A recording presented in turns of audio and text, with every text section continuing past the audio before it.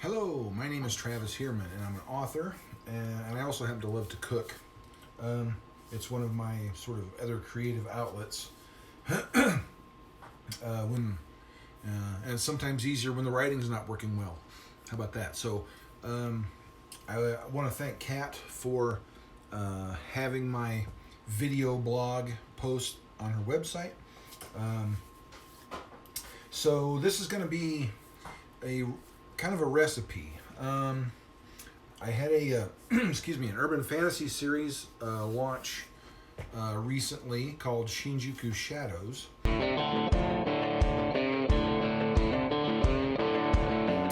It's set in Japan, and while I was thinking about what I was going to do for this blog, I got to, thinking about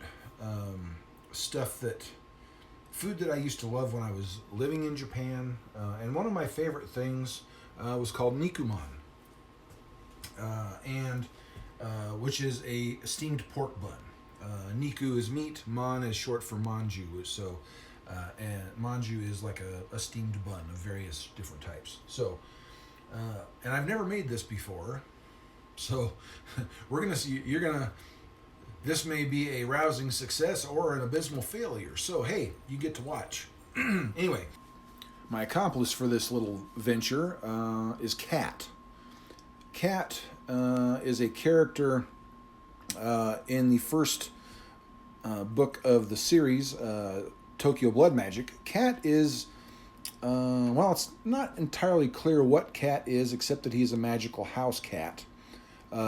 And on nights of the full moon, his power is increased so that he can transform into a tiger and do various other things. So, cat is actually a type of yokai, which is a Japanese sort of catch-all term for, more or less monsters, I guess. And it can apply to lots of different things. Because yokai feature heavily in the book series. So, I thought it would be appropriate for him to hang out and supervise. All right, so I've got a recipe here for Nikuman steamed pork buns. These are my ingredients. This is a recipe by a woman named Namiko Chen, and I'm sure you can do a Google search to find her specific recipe. But I'm going to have the ingredients list and the procedure and stuff on this blog post as well. But she deserves full credit for the recipe. I deserve full blame for the result. So here we have our ingredients. A steamed pork bun is basically a kind of bread that's steamed rather than baked, with a filling of with pork and various other things. So we're going to talk about quick what's involved. Here are our ingredients for the bun part. We've got flour, sugar, salt, baking powder, yeast, a neutral flavored oil, in this case canola oil, right here, and water. Oh, and baking powder. And that's it. So now, over here on the filling side, we've got shiitake mushrooms, ground pork, scallions, cabbage, more salt, and also some ground ginger. Now the recipe says to go ahead and grate your own fresh ginger, but I'm going to skip that step and just use ginger that has already been grated. We've also got some toasted sesame oil, soy sauce, and you will note that there is a bottle of sake there. It only takes a tablespoon, so but forgive me if I may take a nip or two along the way. So my camera person for this little venture is going to be Kaylin. Hi. While my hands are occupied. So let's get to it, shall we? All right. So first thing, we're going to make the dough, right?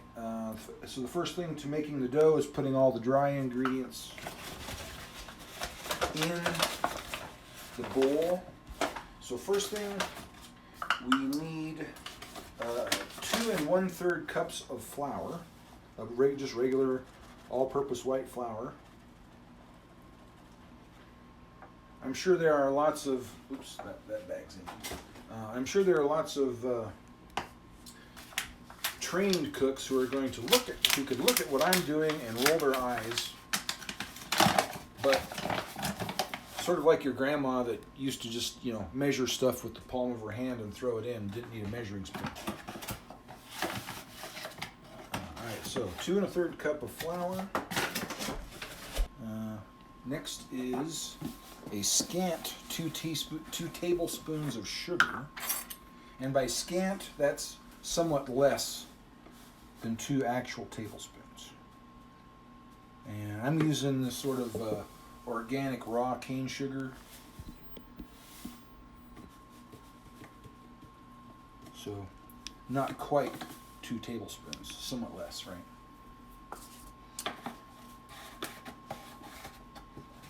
So then, half a teaspoon of salt.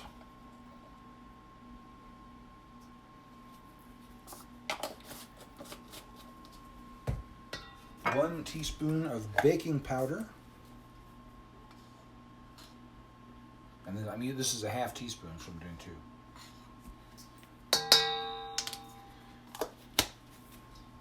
2. And here we have some yeast.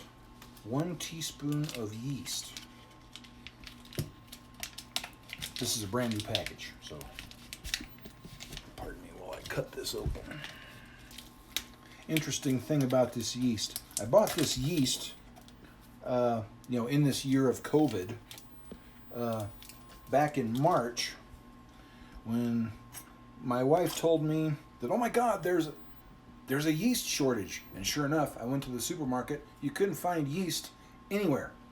So I had to go to a bread maker, like, a lady working out of her house to make bread, to actually find yeast. So I bought this sort of from her in bulk. Let's see. Okay, so now we're going to mix all the dry ingredients around. And then we're going to add a tablespoon of oil. A tablespoon of the neutral oil. Like I'm using canola. The recipe also suggests vegetable oil.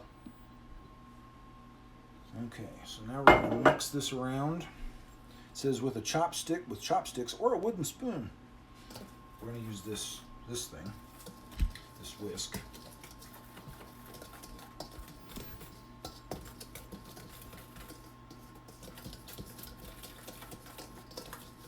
And then it says slowly pour in 160 milliliters of water. I gotta love the Japanese ingredients measurements. That is, I'm gonna get close. That is just a little bit less than 3/4 of a cup.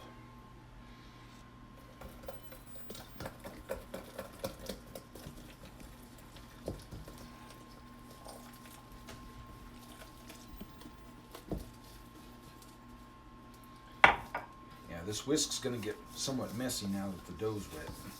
I'm probably going to have to switch to something else. But I always like to use whisks when you're starting off with dry stuff, just to make sure all your dry stuff gets mixed. Now the recipe says 160 or 170 milliliters, so maybe I'll have to add a little bit of water if it gets a little dry. And says mix until incorporated. So that's what we're going to do. All right, so give me a little closer so we can see the dough. Okay. All right, so the dough is mostly incorporated here. The next step is to basically start kneading it. So I'm going to put some flour on my hands and start putting all this into a ball. Again, experienced bread makers may be horrified at some of the stuff that I'm doing because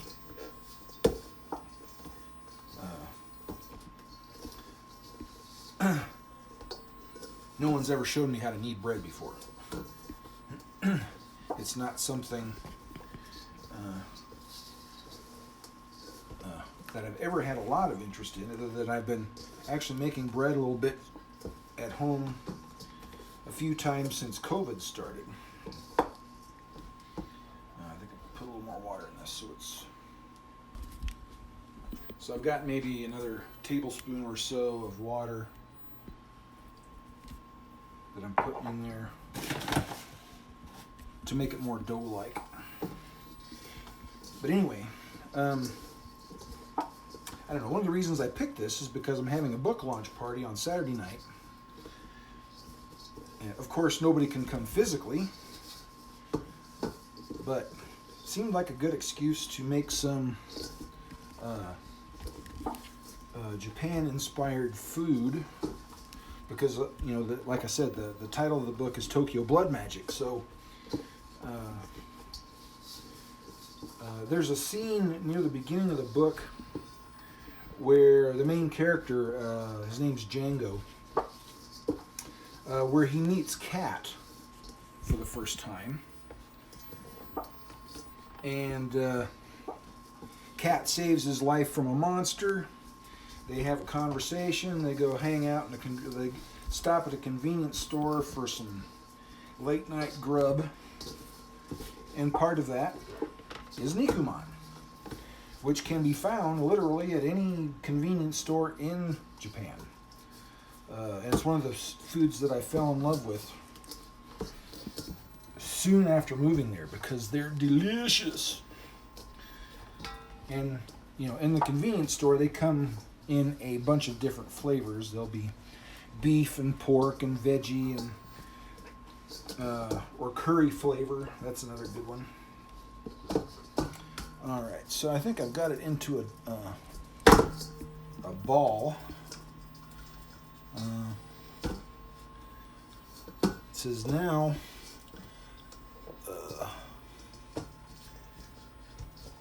we're supposed to put it down on a flat surface and knead it like it's regular bread dough. So let's do that. Put some flour down so we don't stick.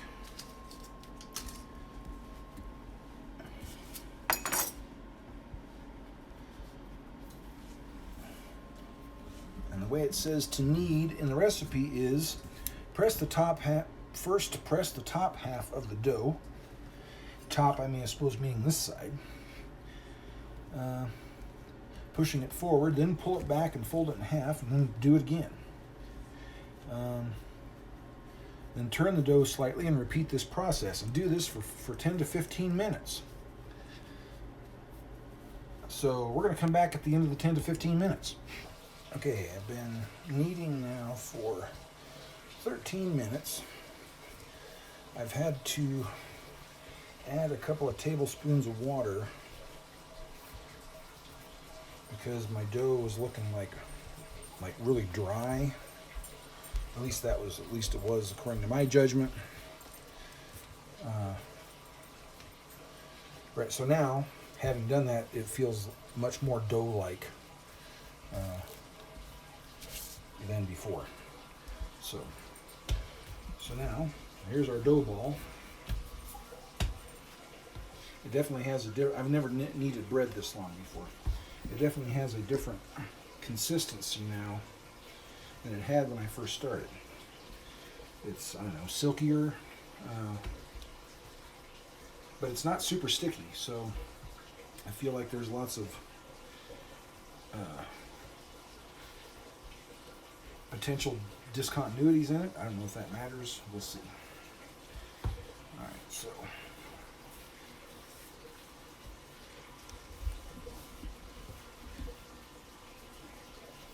All right, so now we take our bowl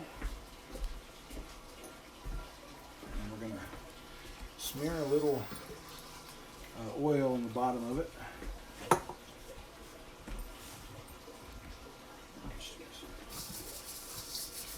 So it doesn't stick. We're going to put our dough ball back in.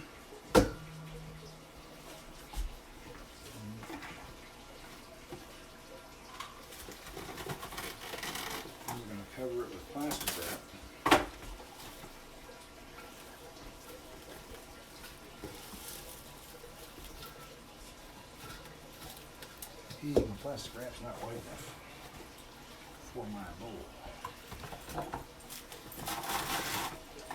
Now we're going to put this to raise. Is this transitive or intransitive? So I had warmed the oven up a little bit so it had a nice warm space. Basically I put it at preheat to 200, then I shut it off. So now it's like above room temperature in here. I don't know, maybe 120. So now we're going to let that raise for an hour. Now, meanwhile, let's set our timer for an hour. Now, meanwhile, we're going to get the stuffing ready. For our filling, we're going to mix it in this bowl. It calls for 3/4 pound of ground pork. Now, this is specifically ground pork. This is not sausage. It's not Italian sausage. It's just pork. This is 1 pound. So I'm going to, eyeball 1/4 of it to not go in the bowl.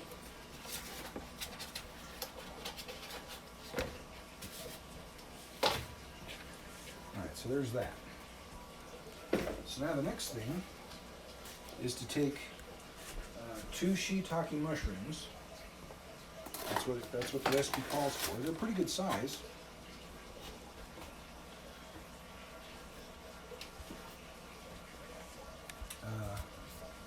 Now, the recipe calls for dried ones. I happen to find non-dried out ones. So we're going to use those. Here's my knife. You set it by your... Oh, here we go. Because that saves me a step of having to, having to rehydrate them. So, and it says just use the caps. So we're going to cut the stems off and just use the caps. It says we got to mince these, so that's what we're going to do.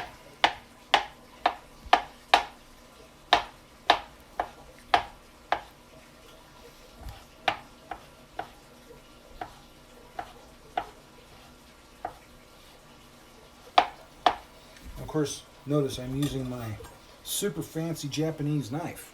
Note the pattern in the steel. This is a layered weapon, sort of like a katana in that way. And it needs sharpened now, but when I first got this as a Christmas gift, this thing was as sharp as a lightsaber. And the good part about this brand is, Shun, is that you can send it back and they will sharpen it to you back to factory sharpness, which I have taken advantage of a couple of times.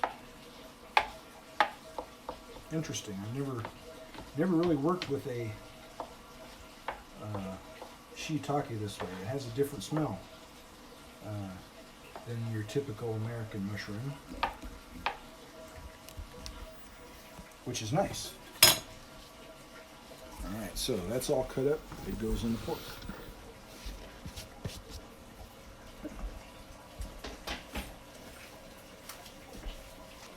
This is a scallion, 1. So we're going to cut this up and put that in there.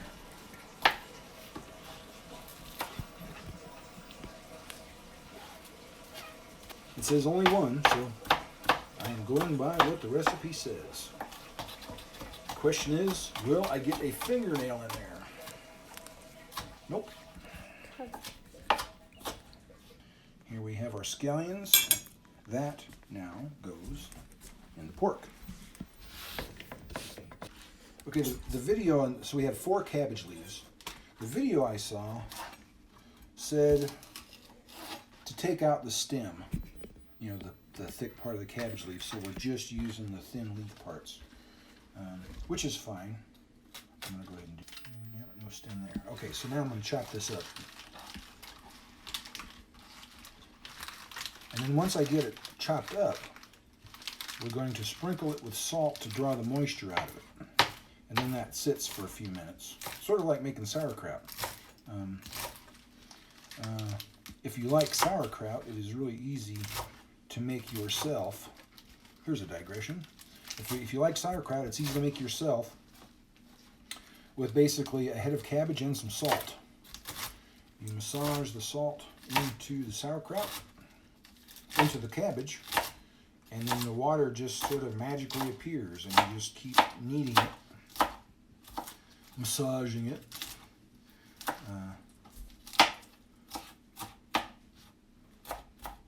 I suppose you could do this with a food processor.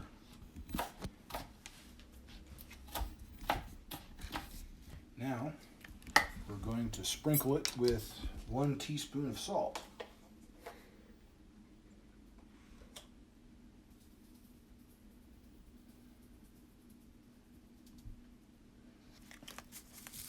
Once the salt is on, we let that sit for a while.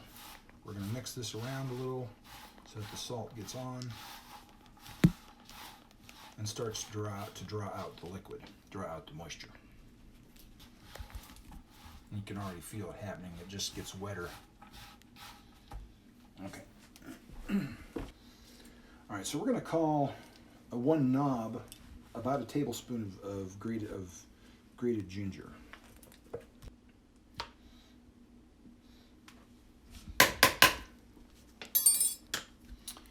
And then a tablespoon of cornstarch. Okay, so here we have cornstarch. You can also use potato starch. So, 1 tablespoon of that.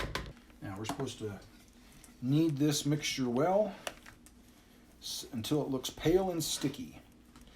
And then we let it wait until the dough is ready. One thing I forgot, we're supposed to add the cabbage now. So I'm going to squeeze the cabbage out with my hands. Squeeze the extra moisture out of it, which you can do. Watch. And none of that was there when I first put the salt on. And then the cabbage goes in the pork.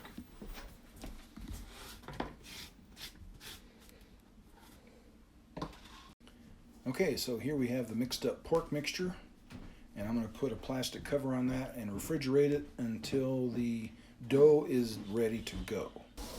You'll notice that, here, I'm going to get above it so you can actually see it. You'll notice that our dough here has approximately doubled in size, which is what the recipe says we want it to do.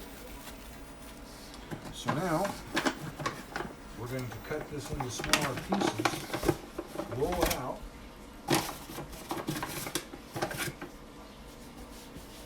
and that is going to create our little patties of dough that we're going to make our buns out of. All right, so we're going to take this.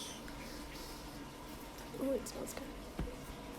All right, now we're supposed to cut it in half.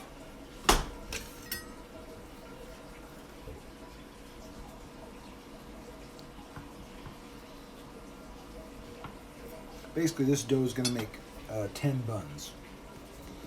Okay, so you've got this. Here's our first one. Now we're going to cut this into 5 pieces. Now we're going to cut each piece in half, and that will be the dough for an individual bun.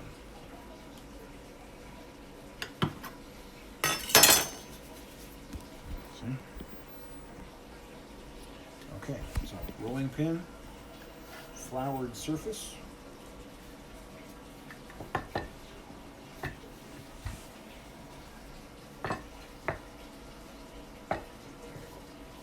And the recipe says you really want this to be round, pretty round. Okay, there's the first one. That's what we will put our filling in. So we're almost done with the rolling out the dough balls.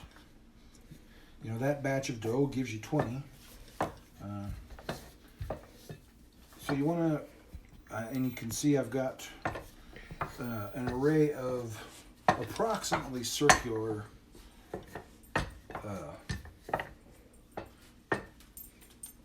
little pancakes here.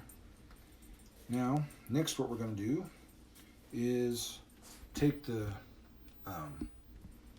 take our meat mixture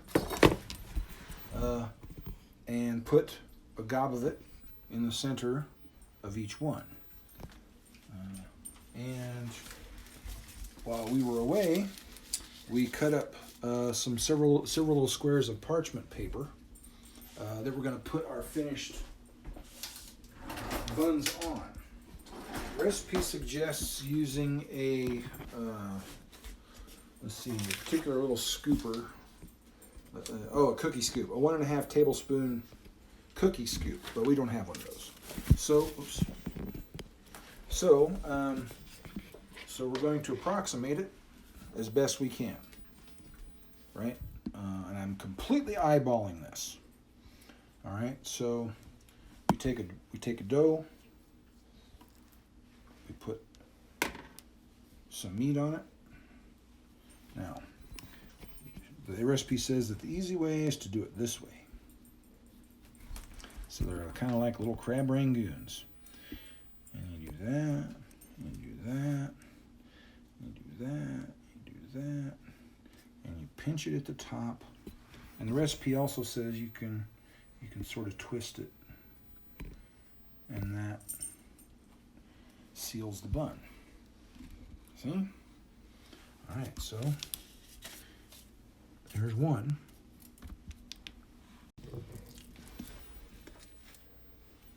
All right, so we're going to do another one here. I hope I'm not getting too much or too little, but I guess I won't know that until I get to the end. All right, so fold up, fold up, fold up. So we got like a little crab rangoon looking thing there. And then take your corners and pull them in too.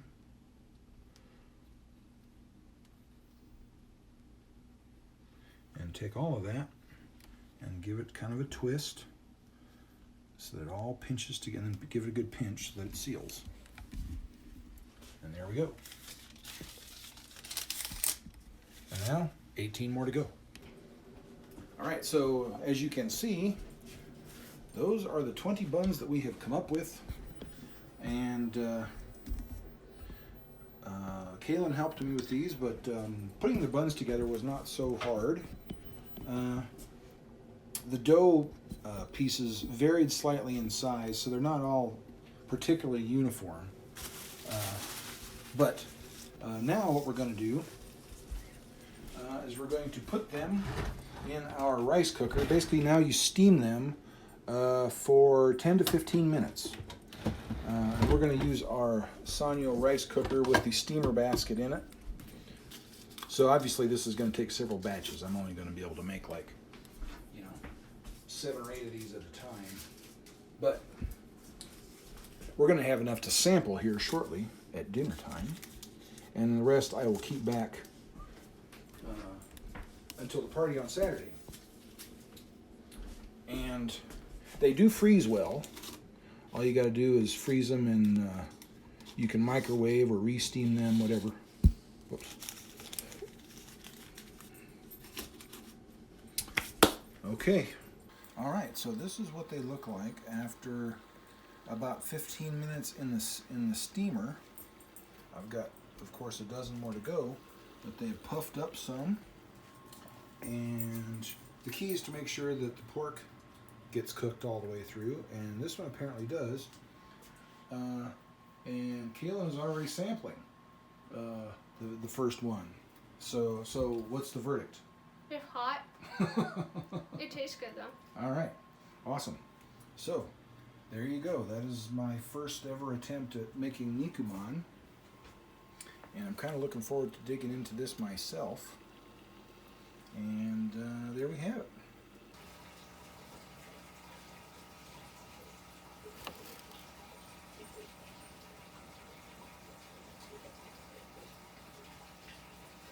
Even Kitty approves.